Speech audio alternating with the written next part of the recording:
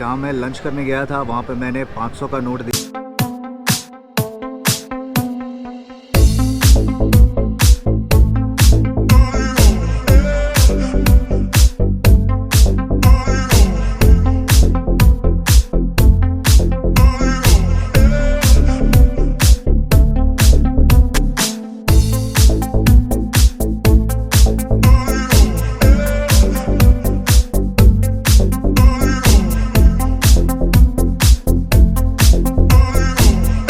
दिल्ली में अभी इतना ज़्यादा पोल्यूशन हो गया है कि वहाँ पे रहने वालों की हालत ख़राब हो गई है। और अगर यही हाल रहा दिल्ली का तो पता नहीं क्या होगा वहाँ पे रहने वालों का। Welcome back to the channel. इस वक्त मैं हूँ काठमांडू में और यहाँ पे आके मुझे अच्छा लग रहा है। और यहाँ पे मैं आया हूँ परसों शाम को 7-8 बजे पहुँचा था यहाँ मैं। और यहाँ आने के लिए मैंने दिल्ली से डायरेक्टली बस ली है और बस ने मुझे यहाँ पे छोड़ा है तकरीबन 28 घंटे में। तो बस से अगर आप आते हो तो तकरीबन 26 से 28 आवर्स आपको यहाँ पहुँचते पहुँचते लग जाएंगे। और वैसे अभी यहाँ पे आने का मेरा कोई प्लान नहीं था। दिवाली के बाद मैं केदारनाथ जाने वाला था, बट केदारनाथ का जो गेट है वो 29 अक्टूबर को क्लोज हो गया, यानी कि यात्रा अब बंद हो गई है वहाँ पे।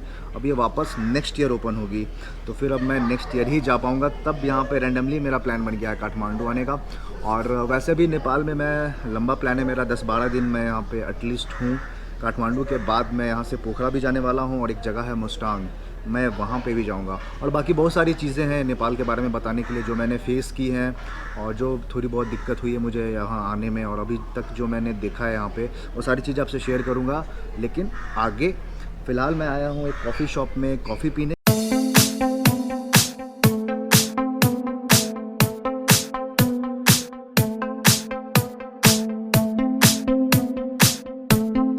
तो सबसे पहले मैं देखने आया हूँ बौद्धनाथ स्तूपा, और ये थामेल से थोड़ा सा दूर है। तो मैंने वहाँ से यहाँ पे आने के लिए बस लिया था और बस ने मुझे जहाँ ड्रॉप किया था उस प्लेस का नाम था चावेल जगह का नाम था।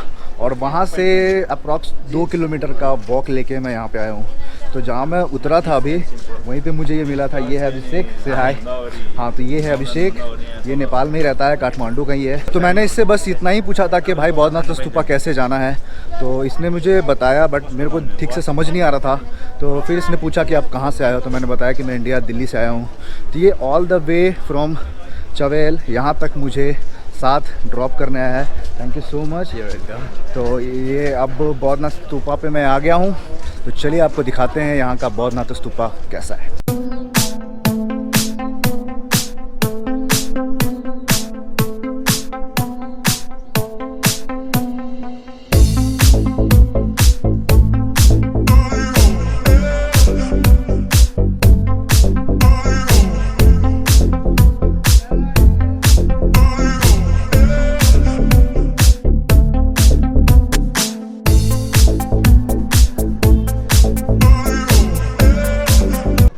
नेपाल एक हिंदू देश है, लेकिन यहाँ पे भगवान बुद्ध का जन्म हुआ था।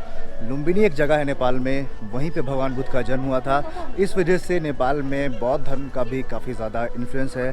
तो ये था बौद्धनाथ स्तूपा जो मैंने देख लिया है। और यहाँ पे एक छोटा सा मार्केट भी है, तो आपको मार्केट का एक क्विक टूर देते हैं, फिर चलेंगे यहाँ से आगे।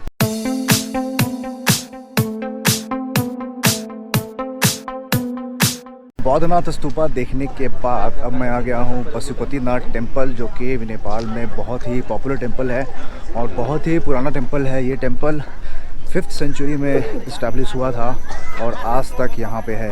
और इसने 2 भूकंप के झटके भी सर्वाइव किए हैं, एक 1934 में जो नेपाल में भूकंप आया था और एक रिसेंटली जो 2015 में आया था। तो अब मैं पहुँच गया हूँ यहाँ पे। अंदर शायद कैमरा अलाउड नहीं है, लेकिन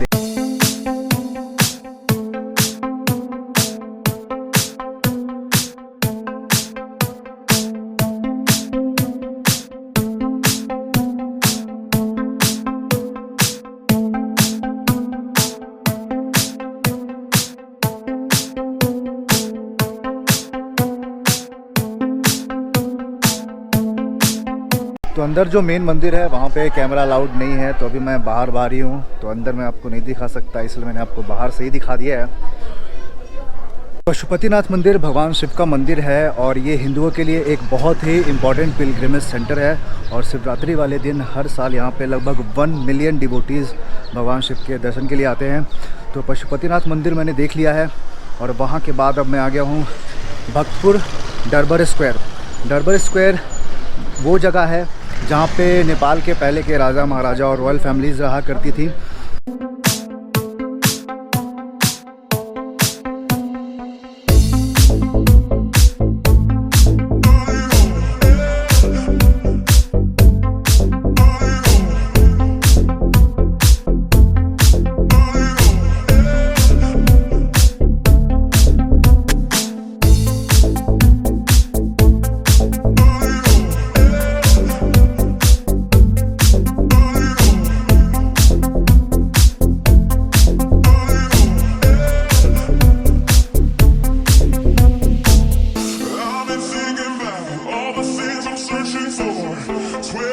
काठमांडू नेपाल की कैपिटल सिटी है और हम इंडियंस को नेपाल में आने के लिए किसी वीज़ा या पासपोर्ट की ज़रूरत नहीं है। हम वहाँ का आधार कार्ड या वोटर आईडी लेके भी यहाँ पे ट्रैवल कर सकते हैं और आपको उसी आईडी पे यहाँ का सिम भी मिल जाएगा।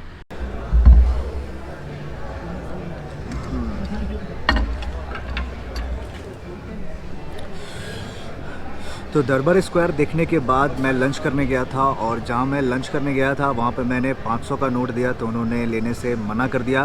तो अगर आप नेपाल में आ रहे हो तो मेक श्योर कि आप 100 के नोट्स कैरी करो वहाँ से।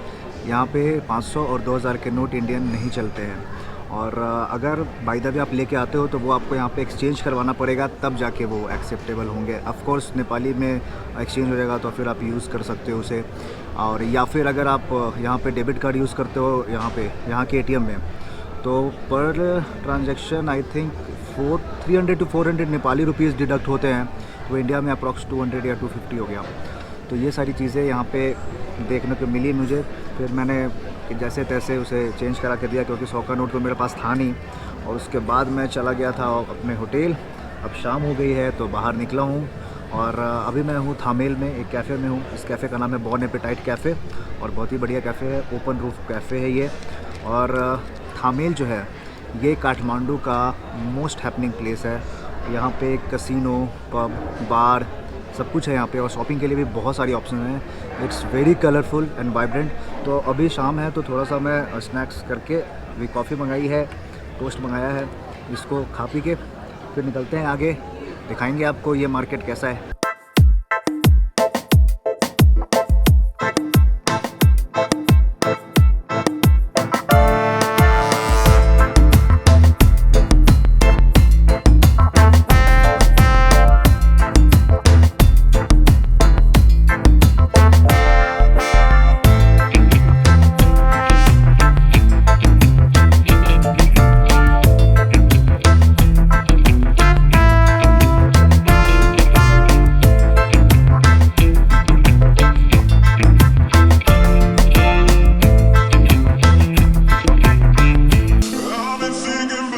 तो कल थामेल मार्केट घूमने के बाद मैं वापस अपने होटल चला गया था और अभी सुबह सुबह मैं आया हूँ स्वयंभू टेम्पल देखने। और ये जो टेम्पल है ये भगवान बुद्ध का बड़ा ही पॉपुलर टेम्पल है काठमांडू के अंदर में और बुद्धिज़्म कल्चर के हिसाब से इसकी बहुत ही ज़्यादा इम्पोर्टेंस है। तो अभी यही सीढ़ियाँ जो आपको दिख रही हैं पीछे, यही सीढ़ियाँ होकर मैं ऊपर तक जाऊँगा। तो नीचे से मैं आ रहा हूँ, थोड़ा सा थक गया था तो यहीं पे थोड़ा सा वेट कर रहा था, मैं थोड़ा रिलैक्स कर रहा था। अब फिर वापस मैं ऊपर की तरफ जाऊंगा और ऊपर से काठमांडू का बड़ा अच्छा सा टॉप व्यू भी दिखता है। तो चलते हैं अब ऊपर।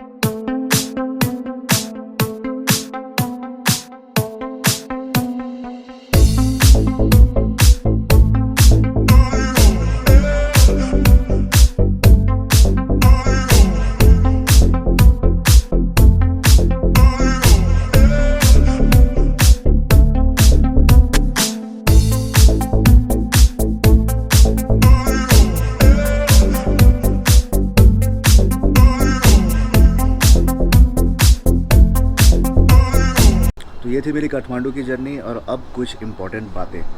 जब मैं इंडिया से यहाँ आ रहा था तो मैंने इंटरनेशनल रोमिंग पैक एक्टिवेट करवाया था, बट उसमें नेट पैक नहीं था। ये मैंने ध्यान नहीं दिया था, जिसकी वजह से जब मैं नेपाल पहुंचा था काठमांडू 7-8 बजे, तो यहाँ पे मुझे होटल ढूंढने में काफ़ी प्रॉब्लम हुई थी क्योंकि मेरे फ़ोन में नेट नहीं चल रहा था। फिर इंटरनेशनल पैक का जो चार्जेस है वो भी बहुत ज़्यादा हाई थे। मैंने 1-2 कॉल ही बात की थी और बैलेंस जो है वो ख़त्म हो गया था। फिर मैंने यहाँ पे नेपाली सिम ली है। तो अगर आप इंडिया से यहाँ आ रहे हो तो या तो इंटरनेशनल पैक डलवाओ आप, तो ध्यान दे के उसमें डेटा हो, या फिर आप जिस होटल में रुकोगे वहाँ पे वाईफाई होगा। लेकिन अगर आप हमेशा एक्सेसिबल रहना चाहते हो तो आई सजेस्ट यू कि आप नेपाली सिम ही यहाँ पे आके ले लो, जो कि आपको सस्ता भी पड़ेगा और अच्छा भी रहेगा आपके लिए। और दूसरी बात कि अभी तक जितना मैंने देखा है, काठमांडू अगर आप इंडियन करेंसी से भी कंपेयर करोगे फिर भी सस्ता नहीं है, महंगा है काठमांडू। और बाकी इतना भी महंगा नहीं है, बट है महंगा तो है काठमांडू। हम इंडियन सोचते हैं कि इंडियन करेंसी की वैल्यू स्ट्रॉन्ग है नेपाली करेंसी के मुकाबले, तो नेपाल सस्ता होगा, बट ऐसा नहीं है एज़ ऑफ नाउ जो मैंने देखा है। अब यहाँ के बाद मैं पोखरा जाने वाला हूँ, तो पता नहीं वहाँ पे क्या होगा, वहाँ का देखूँगा, वहाँ के बारे में फिर बताएंगे आपको। फ़िलहाल अगर ये वीडियो अच्छी लगी है तो इसे लाइक करें, कमेंट करें, शेयर करें, सब्सक्राइब करें। तो मिलता हूँ आपसे पोखरा में। Till then goodbye, take care, be happy and keep travelling.